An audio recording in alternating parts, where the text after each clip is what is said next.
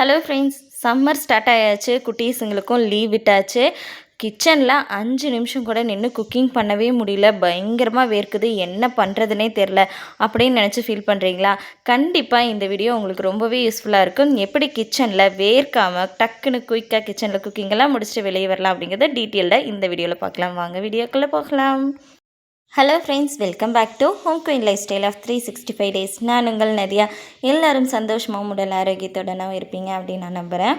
நிறைய பேர் கார்டனிங்கன்னு கேட்டுக்கிட்டே இருந்தீங்க பார்த்தீங்களா? ஏதோ இங்கே இருக்குது கார்டன். ஃபுல்லாக இங்கே சிப் பண்ணியாச்சு. அதுக்கப்புறம் மேலே 3 இது வச்சுருக்கோம். 3 தொட்டியில் ரோஸ் செடி மட்டும் மொட்டை மாடிக்கு மாற்றிட்டோம்.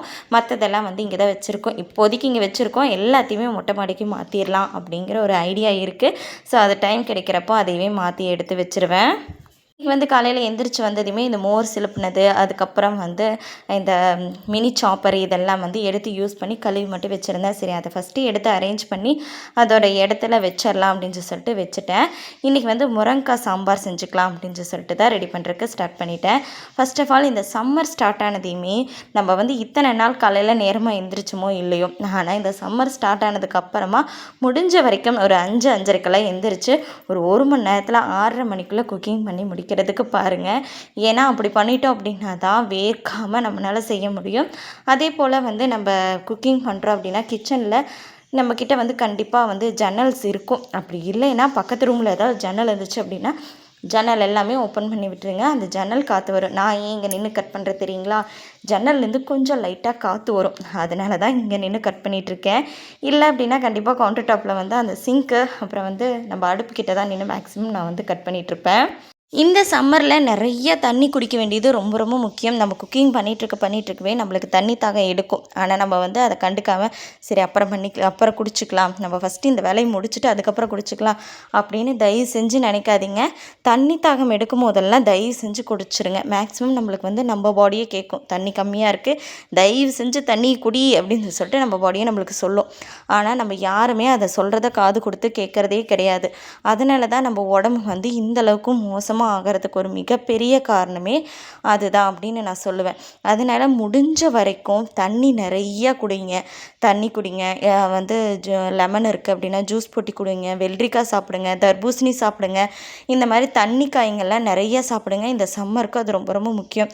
அதே மாதிரி இந்த பழைய சாப்பாடு, இந்த புழு தண்ணின்னு சொல்லுவோம் எங்கள் ஊர்லெலாம், அப்புறம் நீராதாரம்னு சொல்லுவோம்.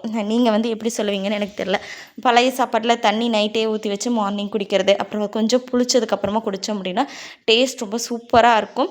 மேக்ஸிமம் காலையில் எழுந்திரிச்சு இந்த டீ காஃபி இதெல்லாம் குடிக்கிறத நிறுத்திட்டு அந்த புழு தண்ணி குடிங்க. ரொம்பவே உடம்புக்கு ரொம்ப ரொம்ப நல்லது. என்னை கேட்டிங்கன்னா நான் அதை தான் சொல்லுவேன். அதே மாதிரி இந்த காய்கறிங்கள்லாம் வெட்டுறதுக்கு கிச்சன்லேயே நின்று வெட்டுவோம். நம்ம கண்டிப்பாக அதை தான் பண்ணுவோம். அந்த மாதிரி தயவு செஞ்சு பண்ணாதீங்க. வெங்காயம், தக்காளி எல்லாமே உங்கள் வீட்டில் எங்கே ஃபேன் இருக்குதோ அந்த இடத்துல ஃபேனை போட்டு உட்காந்து எல்லாம் கட் பண்ணி முடிச்சுட்டு அதுக்கப்புறமா போய் குக்கிங் பண்ணிங்கன்னு வச்சுக்கோங்களேன், நம்மளுக்கு வேர்க்காது தெரியுமா? நீங்கள் வேணால் ட்ரை பண்ணி பாருங்கள். நான் அப்படி தான் இப்போல்லாம் பண்ணுறேன். அதுவுமே வெங்காயம், தக்காளி எல்லாம் ஃபஸ்ட் நான் என்ன பண்ணுவேன்னா ஜன்னல்கிட்ட நின்று பண்ணுறதுனால ஓரளவுக்கு காற்று வரும். அப்படி இல்லை அப்படின்னா நான் என்ன பண்ணிடுவேன்னா நேராக டைனிங் ஹால் போய் ஃபேனை போட்டுட்டு நின்றுப்பேன். அங்கே நின்று தான் வெங்காயம் தொளிக்கிறது, தக்காளி கட் பண்ணுறதாகட்டும், அதே மாதிரி காய்கள்லாம் அரிஞ்சு வைக்கிறது, எல்லா வேலையும் அங்கே தான் நின்று பண்ணுறேன். முக்கால்வாசி கிச்சனில் சமையல் நடக்கல, எல்லாம் டைனிங் ஹாலில் தான் நடக்குது. நீங்கள் எங்கே பண்ணுறீங்க அப்படின்னு சொல்லிட்டு கண்டிப்பாக கமெண்டில் ஷேர் பண்ணுங்கள். அதே மாதிரி முடிஞ்ச வரைக்கும் குயிக்காக எல்லாமே நீங்கள் குக்கிங் பண்ணுறக்கு ட்ரை பண்ணுங்கள். அப்படி சீக்கிரமாக குக்கிங் பண்ணி முடிச்சிட்டோம். அதே மாதிரி சிம்பிளான ஐட்டம்ஸாக சூஸ் பண்ணிக்கோங்க. காலையிலுக்கு ஒன்று, மதியத்துக்கு ஒன்று, நைட்டுக்கு ஒன்று அப்படின்னு சொல்லிட்டு 3 வெரைட்டியாக நம்ம செஞ்சோம் அப்படின்னா கண்டிப்பாக நம்மளால் செஞ்சு முடிக்க முடியாது. ரொம்ப வேர்க்கும், ரொம்ப நேரம் கிச்சனில் நிற்கிற மாதிரி இருக்கும். அதனால் அதிகமாக செய்யாமல் சிம்பிளாக காலையிலேயே அதே போல் காலையிலேயே மதியத்துக்கு செஞ்சு வச்சுருங்க. மதியமாக செய்யாதீங்க. ரொம்ப நேரம் அந்த மதிய ஹீட்டில் போய் கிச்சனில் நின்று வச்சுக்கோங்களேன், கண்டிப்பாக சொல்கிறேன் வேர்க்கிறதுக்கு பிம்பிள்ஸ்லேருந்து என்னென்னலாம் ஸ்கின் ப்ராப்ளம் இருக்கோ எல்லாமே நம்மளுக்கு தான் வந்துடும். அதாவது நீ இவ்வளோ நேரம் கிச்சனில் நிற்கிறியா, நான் வர்றேன் அப்படின்னு சொல்லிட்டு ஹீட்டுக்கு என்னென்ன பிரச்சனைலாம் வருமோ எல்லா பிரச்சனையும் வரும். அதனால் காலையிலேயே குக்கிங் பண்ணிடுங்க. அதே போல் காலையில் குக்கிங் பண்ணுறீங்க அப்படின்னா, பொரியலெல்லாம் செய்கிறீங்க அப்படின்னா, இந்த தேங்காய் துருவி போட்டு அப்படியே வந்து தேங்காய் துருவி போட்டதையும் அப்படியே காயை மாற்றி போட்டுட்டிங்கன்னு வச்சுக்கோங்களேன், கண்டிப்பாக கெட்டு போயிடும். அந்த மாதிரி பண்ணாமல் ஒரு 5 நிமிஷம் வந்து அந்த தேங்காயும் வேகிறதுக்கு நல்லா கலந்து விட்டு நல்லா வதக்கி விடுங்க. அப்படி வதக்கி விட்டீங்க அப்படின்னாவே தேங்காயும் சேர்ந்து வெந்துருமா? அப்படி வெந்துருச்சு அப்படின்னா நம்ம வந்து அவ்வளோ சீக்கிரம் காய் கெட்டு போகாது. சாயந்தரம் வரைக்குமே நல்லா ஃப்ரெஷ்ஷாக சூப்பராக இருக்கும். ட்ரை பண்ணி பாருங்கள். குட்டீஸுங்களுக்கு தான் சம்மர் ஹாலிடேஸ், ஹஸ்பண்டெல்லாம் வேலைக்கு போகணும். அதனால் வந்து காயெல்லாம் கண்டிப்பாக செய்ய வேண்டியதாக இருக்கும்.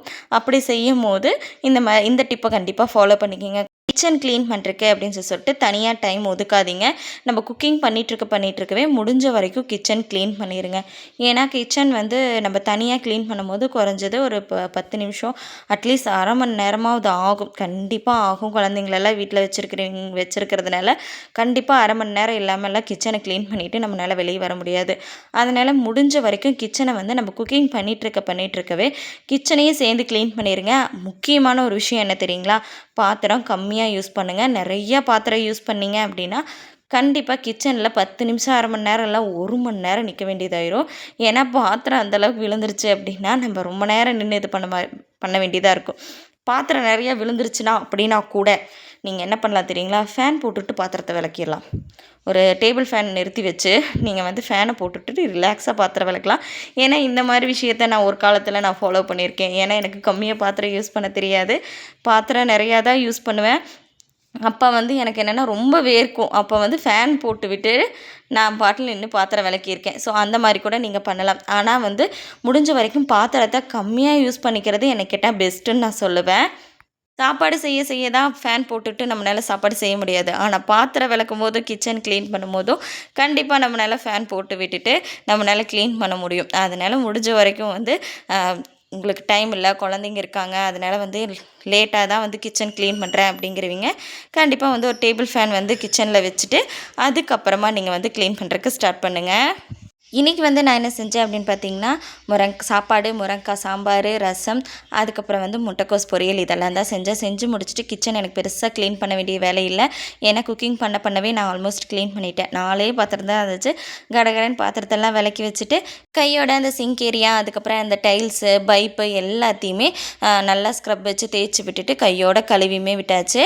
டவல்ஸ் அது எல்லாமே நீட்டாக அலாசியுமே போட்டுட்டு எனக்கு பயங்கரமாக வேர்த்துச்சு. கிச்சனில் நின்று பாத்திரம் விளக்கிட்டு இருக்கோம் இல்லையா, வேர்த்ததையும் கையோட வந்து ஃபேஸ் வாஷ்மே பண்ணிட்டேன். அதிகமாக ஃபேஸ் வாஷ்மே பண்ணுங்கள். வேர்க்குது அப்படின்னா கண்டிப்பாக ஃபேஸ் வாஷ் பண்ணுங்கள். ஏன்னா பிம்பிள்ஸ் வருது அப்படின்னா நம்ம அந்த வேர்க்கிறதுனால தான் அதிகமாக பிம்பிள்ஸ் வரும். முடிஞ்ச வரைக்கும் அந்த பிம்பிள்ஸ் வராமல் இருக்கணும்னா அதிகமாக ஃபேஸ் வாஷ் பண்ணுங்கள். நிறைய தண்ணி குடிங்க. ஜூஸ், லெமன் ஜூஸு இந்த மாதிரி ஜூஸ் போடுறதுக்கு ஏதாவது இருந்துச்சுன்னா ஜூஸ் போட்டு குடிங்க. இல்லை அப்படின்னா மோர் சிலுப்பி கூட குடிங்க. நீர்ச்சத்து இருக்கிற நிறைய காய்கறிங்க எடுத்துக்கோங்க. முடிஞ்ச வரைக்கும் நம்ம பாடியில் வந்து நீர்ச்சத்து குறையாமல் பார்த்துக்கோங்க. நம்ம உடம்பை நம்ம தான் பார்த்துக்கணும். நம்ம பார்த்துக்கிட்டோம் அப்படின்னா தான் நம்மளுக்கு வயசான காலத்தில் நம்ம உடம்பு நம்மளை பார்த்துக்கும். என்ன நான் சொல்கிறது, இந்த வீடியோவோட எண்டுக்கு வந்துட்டோம். கண்டிப்பாக இந்த வீடியோ உங்கள் எல்லாத்துக்கும் பிடிச்சிருக்கு அப்படின்னு நினைக்கிறேன். பிடிச்சிருக்கு அப்படின்னா நம்மளுடைய சேனலை சப்ஸ்கிரைப் பண்ணி பக்கத்தில் இருக்க பெல் ஐக்கானை கிளிக் பண்ணி வச்சுக்கோங்க. தேங்க்ஸ் ஃபார் வாட்சிங். Keep support.